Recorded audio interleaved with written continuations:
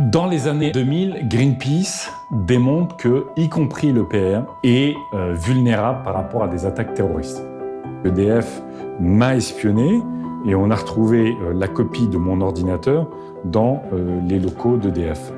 C'est proprement scandaleux qu'une entreprise publique utilise des barbouzes avec la complicité des services secrets français pour espionner une personne, une organisation, avec en mémoire l'attentat perpétré contre le Rainbow Warrior. Je m'appelle Yannick Jadot, je suis né en Picardie, dans l'Aisne.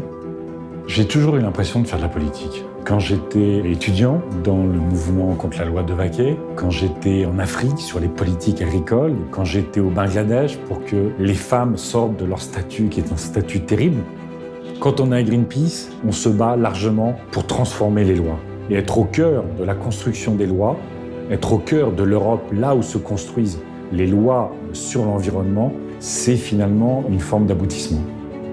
L'ambition des écologistes, c'est de transformer, d'inverser les priorités à l'échelle de l'Europe. Le climat et la biodiversité doivent avoir un statut juridique supérieur à cette folie des 3%.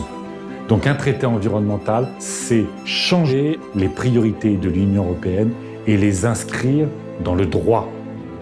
L'arrivée de Salvini en Italie, de Kurz, c'est pas arrivé par hasard. C'est le résultat d'un modèle que nous combattons, qui veut tout marchandiser.